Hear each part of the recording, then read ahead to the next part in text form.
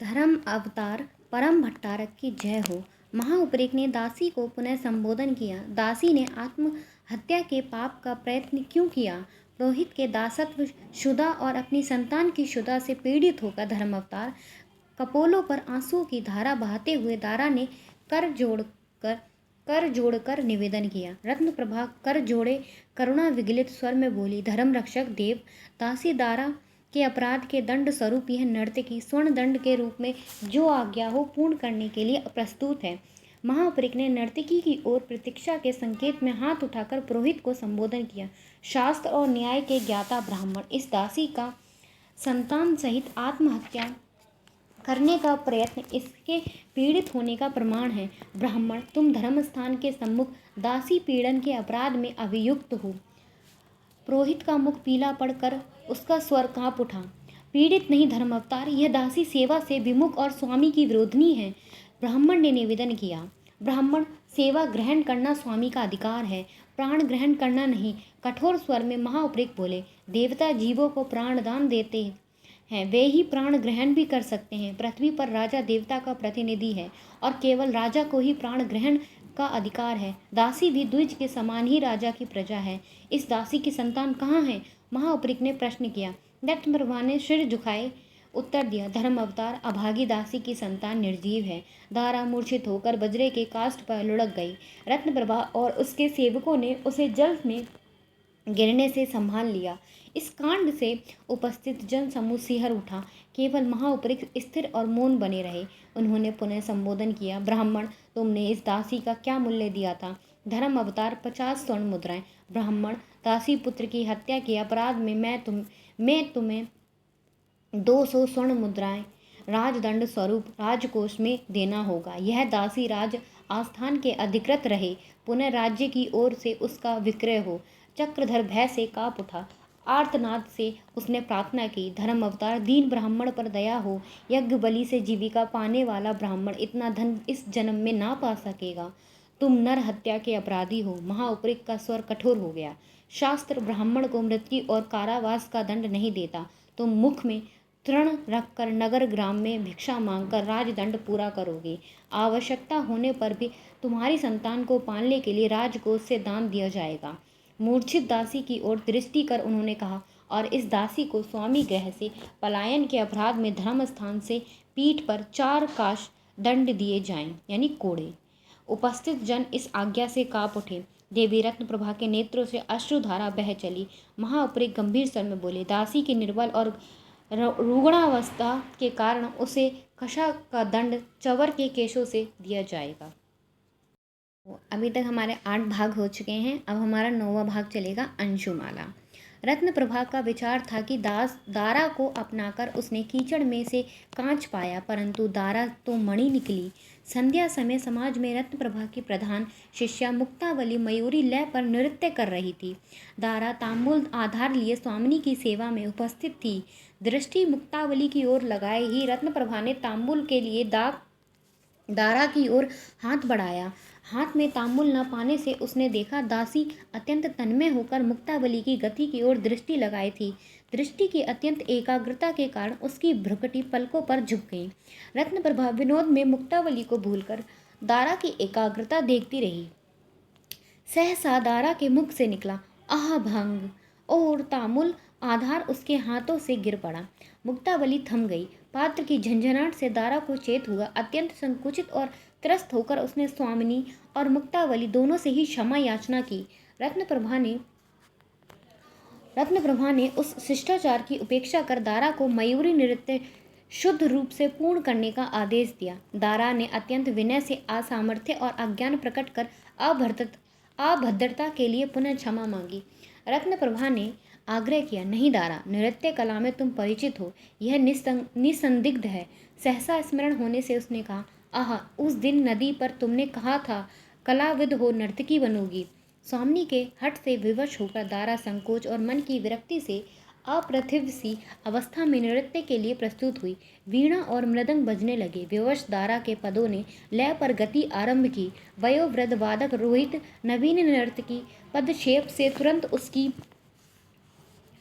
क्षमता भांप गया। उसने लय को द्रुत और विलंबित अनेक गतियों में बजाया। दारा कहीं न उखड़ी। कुछ समय नृत्य करने के पश्चात दारा उसमें आत्मविस्मृत हो गई। अपने प्राणों में लय भरकर वह इतनी सूक्ष्मता और वेग से नाची कि वृद्ध रोहित की उंगलियां पिछड़ने लगी। उसके मस्तक से स्वेद की धाराएं बह निकली। दर्शक चित्रित मूर्तियों की भांति अवाक रह गए। रत्नप्रभा चिबुक पर उंगली रखे विस्मय विजड़ित सी बैठी थी। नृत्य समाप्त कर दारा ने स्वामिनी के सम्मुख प्रणाम किया। विस्मय का सम्मोहन समाप्त होने पर रत्नप्रभा अपने आसन से उठी। अपने कंठ से मणिमाला उतार कर दारा को पहनाकर उसे आलिंगन में लिए बोली, सखी सागल, मगध तथा तक्षशिला के अतिरिक्त कला की ऐसी पूर्णता कहीं संभव नहीं। सखी, यह गुण गुरु की विशेष कृपा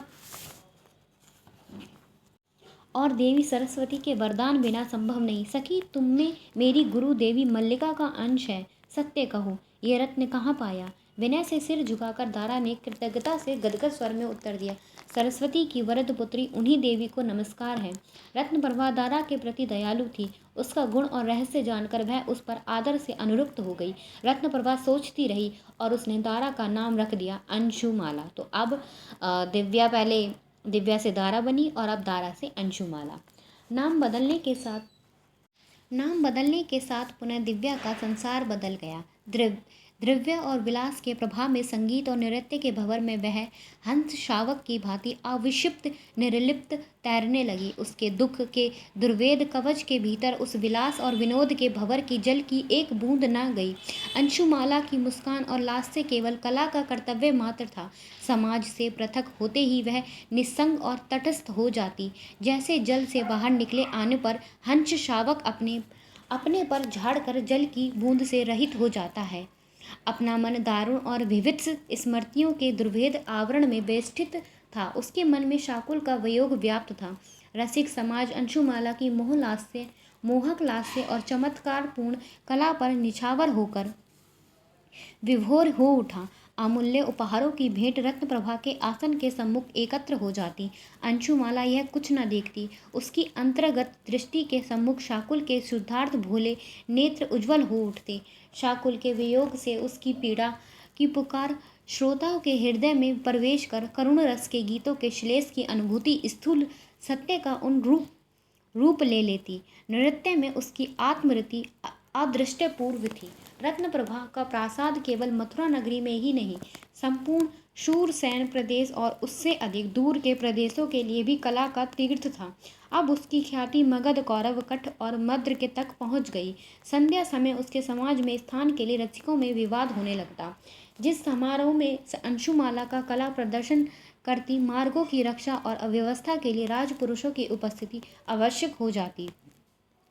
अंशुमाला की लोकप्रियता के कारण रत्नप्रभा के यहाँ पहले से दूना धन आने लगा। रत्नप्रभा और मुक्तावली के संगीत नृत्य पर जहाँ पुष्पमाला और रजत मुद्राओं की भेंट आती थी, अब स्वर्ण मुद्राएं, रत्न और मणिमालाएं बरसने लगी। नाम था रत्नप्रभा का, वास्तविकता थी अंशुमाला। रत्नप्रभा के प्रासाद में अंशुमाला की आकर्षण शक्ति का दूसरा परिणाम भी सम्मुख आया। श्रेष्ठ युवक, सामंतगण और राजपुरुष पुष्पमालाएं लेकर आते। यथेष्ट द्रव्य रत्नप्रभा के सम्मुख अर्पण कर अंशुमाला को जल विहार तथा कानन विहार के लिए साथ ले जाना चाहते। रत्नप्रभा की कृपा और अनुग्रह के प्रार्थी अब उसके प्रासाद में आकर अंशुमाला के लिए व्याकुल रहते। बिना चिंता और प्रयत्न के बहते चले आने वाले द्रव्य के लिए रत्नप्रभा को कुछ आकर्षण न रहा। अपनी आकर्षण शक्ति खो बैठने से एक नीरसता और निरुत्साह सा उसे सब और अनुभव होने लगा। रत्नप्रभा स्वयं पूजा की प्रतिमा न रहकर नई आई प्रतिमा की संरक्षिका, स्वामिनी और अधिष्ठात्री बन गई। अंशुमाला की स्तुति और अनुराग की भेंट में आने वाली सब द्रव्य उसी का था। आत्मस्थ सी हो मुस्कुराकर वह मन को समझाती, मेरे जीवन से आकर्षण का प्रयोजन और फल ही है क्या? द्रव्य ही तो मेरा प्रयोजन है। फिर न्यूनता क्या, अभाव क्या? परंतु मन न माना। न्यूनता की अनुभूति कहती, धन का उपयोग क्या है? धन का उपयोग भोग में है। वह उसे किस प्रकार भोगे? सुंदर वस्त्र, आभूषण, भव्य भवन, सब कुछ है, परंतु वे क्या संतोष देते हैं? वे जीवन का लक्ष्य नहीं, केवल उपकरण मात्र हैं। उन्हें देखता ही कौन है? ऐसे ही जैसे पिंजरे स्वर्ण का रहने पर भी महत्व कुछ क्षणों की सारिका का ही होता है। सोचने लगती 18 वर्ष पूर्व जब वह अपनी शिक्षा मल्लिका के प्रासाद में पूर्ण कर मथुरापुरी लौटी थी, जन समाज उसकी ओर झूम पड़ा था। उस समय कौमुदी ने उससे कितनी ईर्ष्या की थी, परंतु कौमुदी की ईर्ष्या किस बात के लिए थी? उसने ऐसा क्या पाया था जो उसका ही होकर रह गया? यही है वैश्या के जीवन का विद्रूप, यही है उसकी सफलता, समृद्धि और आत्मनिर्भरता। वैश्या देती है अपना अस्तित्व और पाती है केवल द्रव्य, परंतु पराश्रिता कुलवधु अपने समर्पण के मूल्य में दूसरे पुरुष को पाती है, किसी दूसरे पर भी अधिकार पाती है। वैश्या का जीवन मोटी बत्ती और राल मिले तेल से पूर्ण दीपक की अनुकूल वायु में अति प्रज्वलित लौ की भांति या उल्कापात की भांति क्षणिक तीव्र प्रकाश करके शीघ्र ही समाप्त हो जाता है।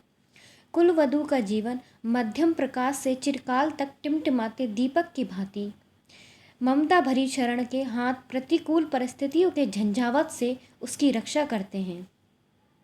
यह अपने निर्वाण से पूर्व अपने अस्तित्व से दूर दूसरे दीप जलाकर अपना प्रकाश उनमें देख पाती है।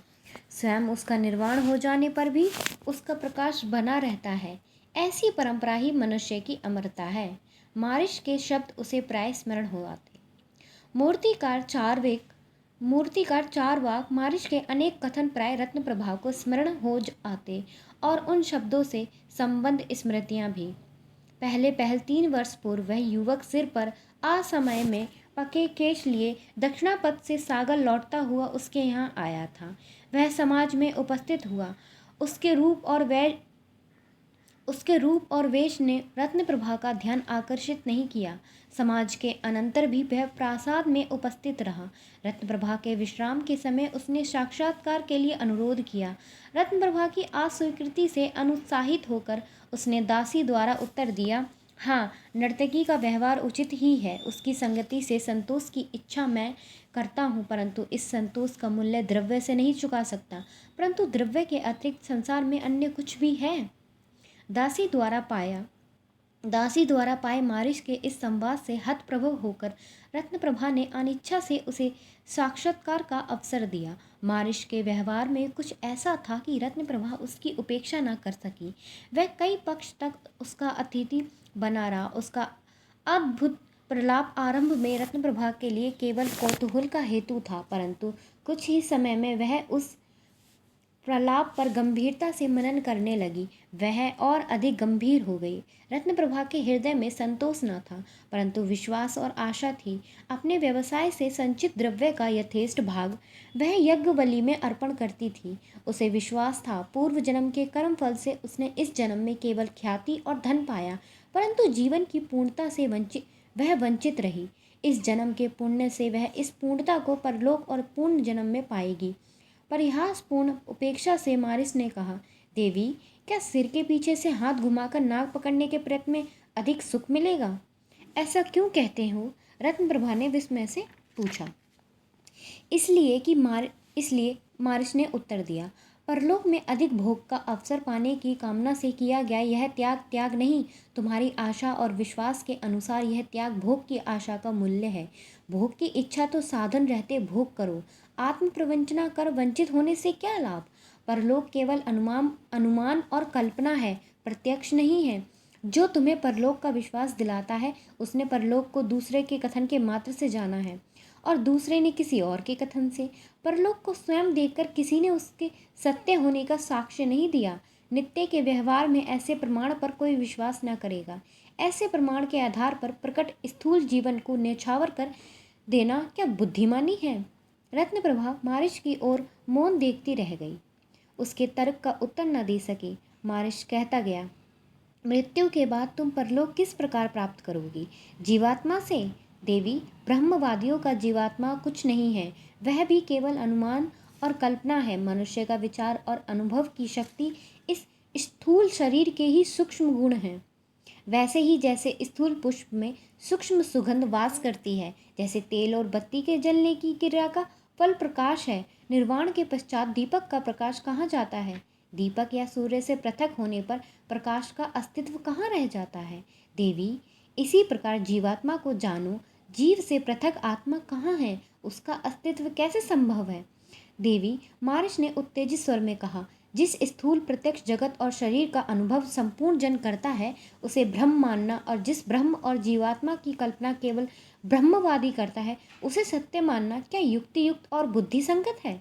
देवी, दूसरे के शब्द पर अंधविश्वास करने की अपेक्षा अपनी अनुभूति और तर्क का आश्रय लो। यह जीवन ही सत्य है, यह संसार ही सत्य है।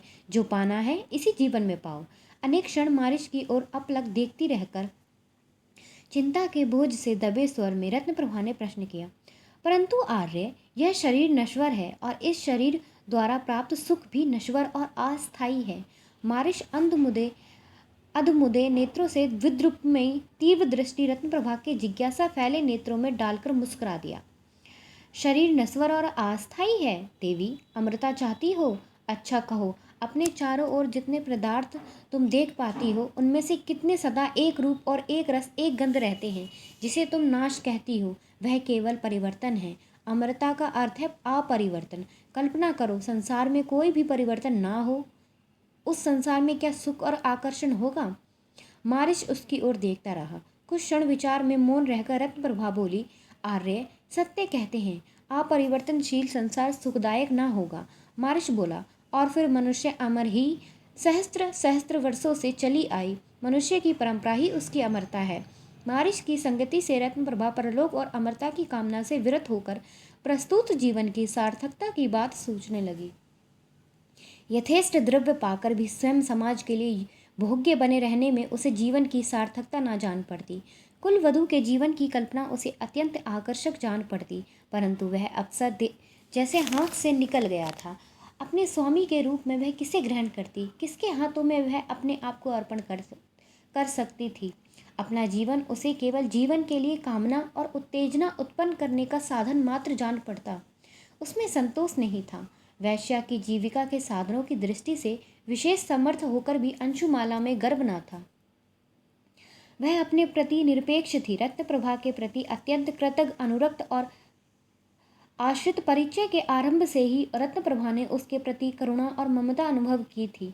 उसे अपनी गुरु मल्लिका की शिष्य जानकर और अपने प्रति उसकी अनुरक्ति और निर्भरता देखकर वह अंशुमाला के प्रति अत्यंत वत्सल हो उठी।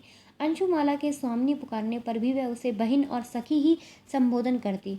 40वें वर्ष में पहुंची हुई रत्नप्रभा को अंशुमाला में अपने पद और स्थान की स्पर्धा करने वाली प्रतिद्वंदी नहीं, अपितु अपनी परंपरा की रक्षा करने वाली उत्तराधिकारिणी दिखाई दी।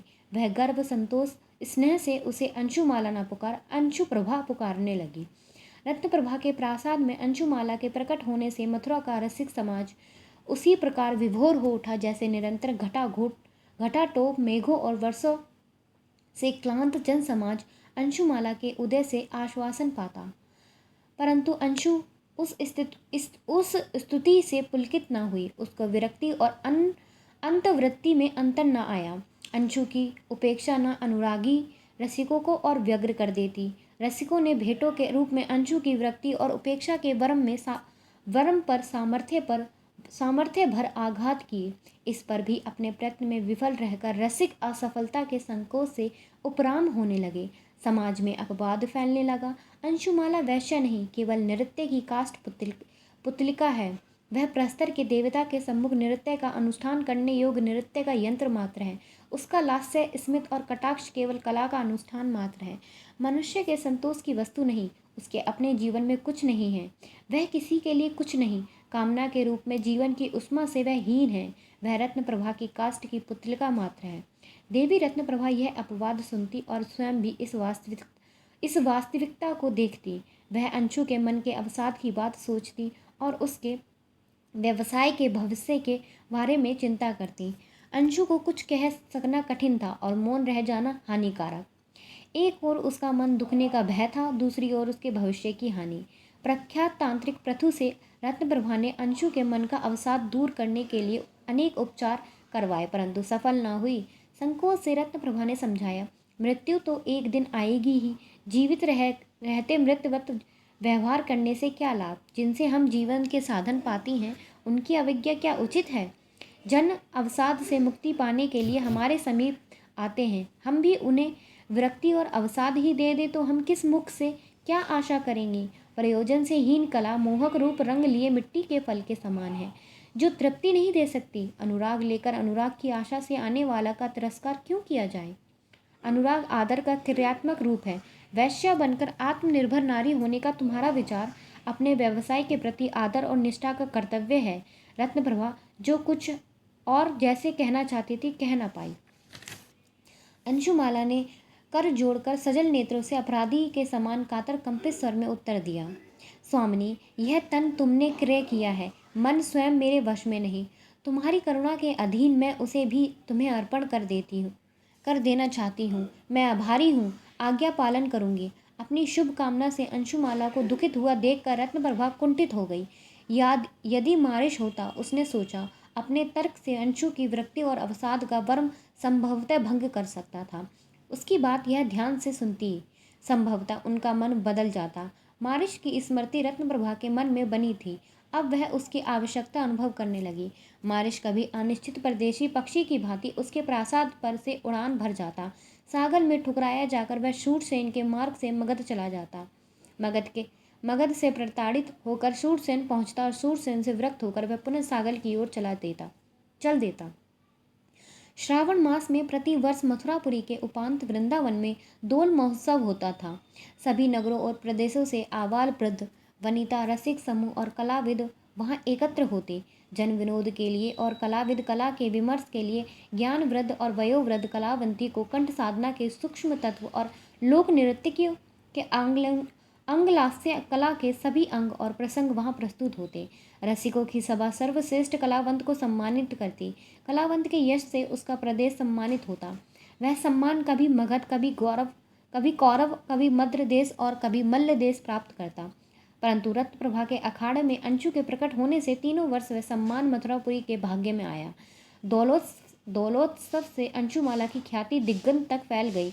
दौलोत्सव के प्रसंग से मथुरापुरी आए रसिक प्रवासियों के कारण पावस ऋतु में रत्नप्रभा के चतुष्शाल में अभ्यागतों के लिए स्थान का अभाव हो जाता। संध्या समय साधारण वर्षा होने पर भी समाज में व्याघात न होता। श्रावण बीत जाने पर भाद्रपद में भी संध्या घोर वर्षा से घिरी रहती। ऐसी असुविधाजनक संध्या में वर्षा के कारण मार्ग दुर्लभ्य हो जाने पर ही रत्नप्रभा और अंशुमाला विश्वास पा सकती थी। ऐसी ही एक संध्या आलिंद में अकेली बैठी रत्नप्रभा अपने जीवन और अपने प्रिय सखी अंशुमाला के भविष्य के संबंध में विचार कर रही थी। मार्ग दिखाती हुई दासी के पीछे आकर सहसा मारिस ने रत्नप्रभा का अभिवादन किया। चिरप्रतिष्ठित मित्र को देखकर रत्नप्रभा के नेत्र आह्लाद से चमक उठे। तत्काल ही उसके मस्तिष्क में विचार कौंध गया। यदि मारिस अंशु का अवसाद दूर कर सके। उसने मारिस से आसन ग्रहण करने का अनुरोध किया। निरंतर वर्षा हो रही थी। आलिंद में रत्नप्रभा और मारिस उपधानों के आश्रय बैठे थे। वर्षा की अधिकता ने अधर में गिरते जल को भित्तियों का रूप दे दिया था। रत्नप्रभा के चतुष्शाल में मृदंग और मुरज मौन थे। आकाश में इठलाते घने कृष्ण मेघ अल्हड़पन में इस मौन के प्रति व्यंग्य कर उस शब्द की प्रतिध्वनि कर रहे थे। मंद वायु में गुदगुदाई जाकर प्रकृति मेघों की ताल पर थिरक कर नृत्य का व्यंग्य कर रही थी। रत्नप्रभा ने चंवरधारी दासी को आदेश दिया कि अंशुमाला को आने का संदेश दें और सुरा आधार प्रस्तुत करें। अंशुमाला का प्रसंग आने पर मारिस ने कौतूहल प्रकट किया। देवी, अवसर से तुम्हें ऐसी शिष्या मिली कि चतुर्दिक तुम्हारा यश फैल गया। अवश्य ही मैं उसके दर्शन और उसकी कला के आनंद से कृतार्थ होऊंगा। आर्य के साक्षात्कार के लिए ही मैंने अंशु का स्मरण किया है। परंतु मित्र, उस वीतराग नर्तकी से निराश न होना। मन में समाये विषाद के कारण लास्य विलास उसके लिए केवल भ्रति कार्य है। मारिस विस्मित था। अंशुमाला मूल्यवान परंतु उपेक्षा से धारण किए अत्यंत शुभ वस्त्र पहने आलिंद में प्रस्तुत हुई। उसके शरीर पर कोई आभूषण न था, एक पुष्प भी नहीं था। अलस उदासीनता में उपेक्षित शुभ वस्त्रों से फूटी पड़ती अपने शरीर की कमनीयता के प्रति वह इस प्रकार निरपेक्ष थी कि जैसे वह उसके वश का विषय नहीं। पल्लव ओष्ठों के क्षीण स्फुरण से उदास मुख पर शिष्टाचार की मुस्कान लाने का प्रयत्न कर हाथ जोड़ अंशुमाला ने निवेदन किया। जनपद कल्याणी देवी रत्नप्रभा की अनुचर नर्तकी अंशुमाला आर्य अभागत का अभिवादन करती है। मारिस अंशु की ओर अपलक दृष्टि लगाए था। सहसा उसकी स्मृति जाग उठी। शुभ्र वस्त्रधारी संकुच उदास नर्तकी के पीछे उसे 5 वर्ष पूर्व देखा व्यथित मराली का नृत्य अधर में दिखाई देने लगा। रत्न प्रभा के संकेत से अंशु विस्टर पर बैठ गई और पुनः स्वामिनी का संकेत पा सुरा पात्र से एक चस्क पूर्ण कर दोनों करों से अभ्यागत के सम्मुख प्रस्तुत कर निवेदन किया, आर्य स्वीकार करें। मारिस अब भी आपलक दृष्टि से श्वास रोक अंशु की ओर देख रहा था। उस दृष्टि की तीव्रता से हाथों में चसक लिए अंशु विजड़ित सी रह गई। परिस्थिति भाप कर रत्न प्रभा ने अपनी बाहु सांत्वना के भाव से अंशु की पीठ पर रख दी। मारिश की दृष्टि में अत्यंत व्यग्रता का भाव देखकर मुस्कुराकर रत्न प्रभा ने अंशु के सम्मुख अपने उत्तरे के आंचल की ओट कर दी और कौतुक के सुर में मारिश को संबोधन किया।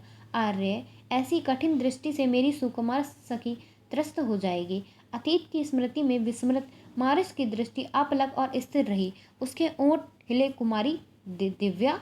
अंशु के नेत्र झुक गए। उत्तर न दे सकी।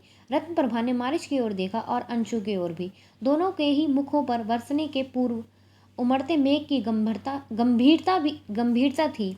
कुछ क्षण वह स्वयं किंकरतव्य मूड रह गई और विस्टर से उठकर चंवरधारी दासी को किसी कार्य के लिए आदेश देती हुई साथ ले गई। कुछ क्षीण मौन रह मारिश ने पुनः संबोधन किया, कुमारी दिव्या।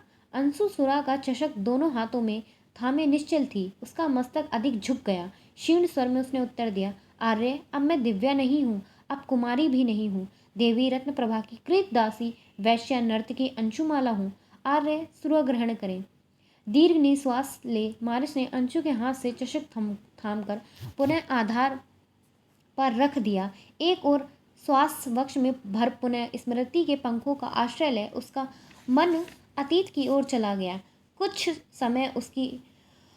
समय उसी अवस्था में रहकर उसने अंशु को संबोधन किया, भद्रे। इस दूर देश में इस स्थान पर भद्रे का आना किस प्रकार हुआ? आर्य, भाग्य से अथवा कर्म फल से। अंशु ने घने मेघ से छाई संध्या के अस्पष्ट प्रकाश में अपने नेत्र मारिश की ओर उठाकर साहस से उत्तर दिया। भाग्य और कर्म फल का प्रसंग सुनकर मारिश जैसे विचार तंद्रा में चुटकी काट ली, जाने कैसा व्यग्र हो उठा। भद्रे, भाग्य और कर्म फल से क्या अभिप्राय? भाग्य का अर्थ है मनुष्य की विवशता और कर्म फल का अर्थ है कष्ट और विवशता के कारण का अज्ञान। भद्रे, इसके अतिरिक्त भाग्य और कर्मफल कुछ नहीं। अपनी उंगली के नखों पर सिर झुकाकर अंशु ने उत्तर दिया, आर्य, दासी का अभिप्राय विवशता और विवशता के कारण का ज्ञान ही समझे। अंशु के उत्तर में अपने विचार का अनुमोदन पाकर मारिस ने सांत्वना की श्वास ली, परंतु अंशु के अनुमोदन से प्रसंग का मार्ग पुनः रुक गया। मारिस आधार पर रखे सुरा पात्र की ओर दृष्टि किए मौन बैठा था। अंशु ने कर्तव्य के विचार से पुनः आधार अतिथि के सम्मुख कर अनुरोध किया, आर्य, पान ग्रहण करें। दृष्टि उठाए बिना मारिस ने अनुरोध रक्षा के लिए चषक उठाकर सुरा को औषधि की भांति पी लिया। फिर आलिंद के सम्मुख भूमि और आकाश के अंतर को जल बिंदुओं से पूर्ण करती वर्षा की ओर देखने लगा। उसी ओर दृष्टि किए वह बोला, 5 वर्ष पूर्व सागल में पुण्य स्मृति महापंडित धर्मस्थ के देहांत के समय अनेक असंबद्ध प्रसंग सुने थे। महापंडित की परपोत्री का पूर्ण यौवन में अत्यंत रुग्ण होकर काल कवलित हो जाना आत्महत्या का संदेह। आज भद्रे को यहाँ इस अवस्था में पाया। यह स्वप्न है अथवा वह स्वप्न था, दोनों ही यथार्थ है। मूक रोदन का आभास पाकर मारिस ने अंशु की ओर देखा। उनका मुख उत्तरे के पीछे था। मारिस का स्वर आर्द्र हो गया। यह प्रसंग भद्रे के लिए अवसाद का कारण है। मैं इस विषय में कुछ न कहूँगा। अपने उद्वेग का निग्रह कर अंशु ने विनय कर स्वर में कहा, आर्य, आत्मे का वियोग दुख का कारण होता है। तात ही दासी के एकमात्र आश्रय थे।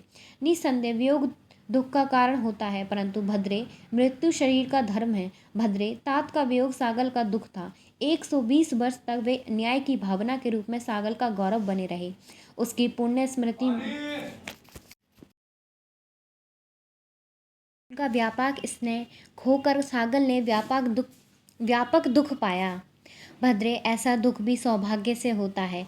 जैसे संतान के स्वास्थ्य की चिंता में संतानवान होने का सुख अंतर्निहित है। मारिश और अंशु कुछ समय मौन बैठे रहे। 2 घड़ी पश्चात रत्न प्रभा हाथ में आलोक लिए दास के साथ लौटी। मारिश और अंशु को निश्चल देखकर उसने हृदय में कंटक अनुभव किया, परंतु परिहास के स्वर में बोली, जो अंतर्यामी जन बिना कहे और सुने ही दूसरे के मन की बात जान सकते हैं और अपनी प्रकट कर सकते हैं, उन्हें रात्रि में विलंब तक समीप बैठने से क्या प्रयोजन। दोनों को ही निरुत्तर देखकर रत्नप्रभा ने अंशु की पीठ छूकर कहा, उठो सखी, विलंब हो गया। आर्य के विश्राम की व्यवस्था अतिथिशाला में है। वे दिन की यात्रा से श्रांत हैं।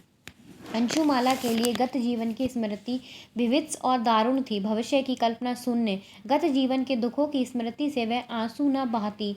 यदि बहाती तो किस किस दुख को लेकर।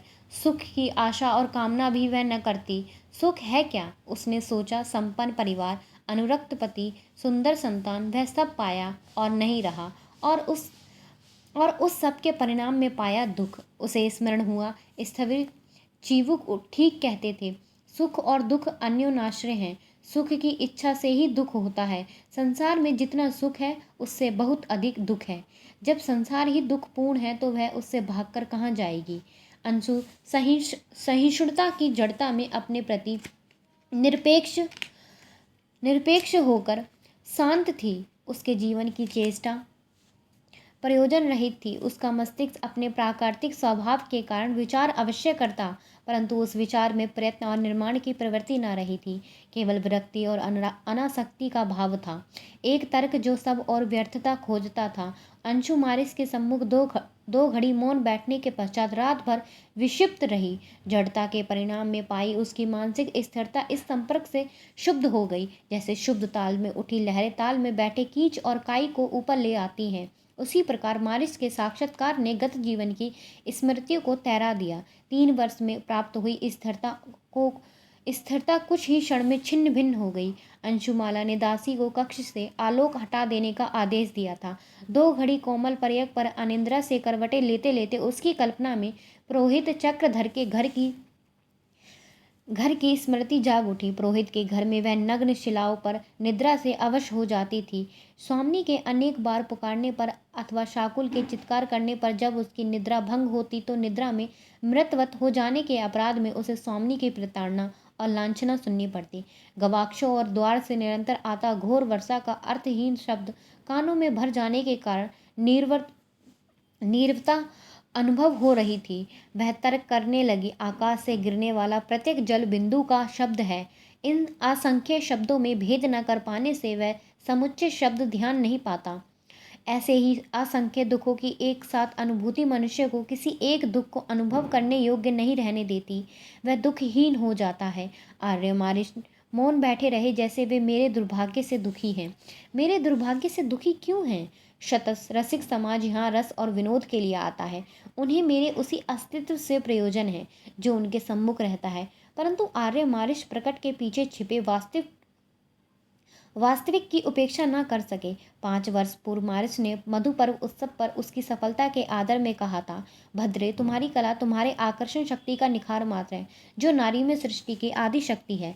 उस समय मारिस के भाव और वंचना में उच्च श्रृंखलता जान पड़ने से उसने कुंठा और विरक्ति अनुभव की थी। आर्य मारिस की वह अभिशापमयी भविष्यवाणी तथ्य थी और सत्य प्रमाणित भी हुई। यह सब रसिक समाज स्वामी के प्रासाद में किस लिए आता है? सागल में देवी मल्लिका के प्रासाद में समारोह का प्रयोजन क्या था?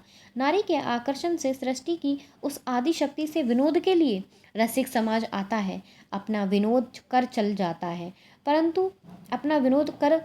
जाता है, परंतु मारिस विनोद की हाट में अवसाद खोज रहे हैं। उन्हें विनोद से नहीं, संवेदना अर्थात वेदना से संतोष हुआ।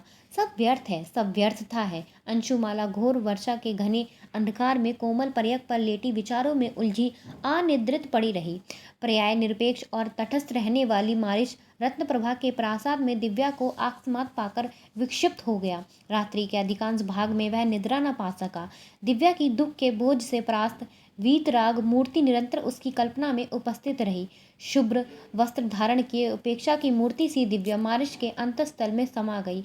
एक श्वास में दिव्या की रत्नप्रभा के अलिंद में दिखाई पड़ी निराश मूर्ति उसकी कल्पना की दृष्टि के सम्मुख उपस्थित होती, और दूसरे श्वास में सागल में महापंडित धर्मास्थ के प्रासाद में जीवन के उत्साह और आशा की नव विकसित मंजरी की भांति रूप, सौरभ और स्फूर्ति का स्पंदन बरसाती दिव्या की मूर्ति उसकी कल्पना में जाग उठती।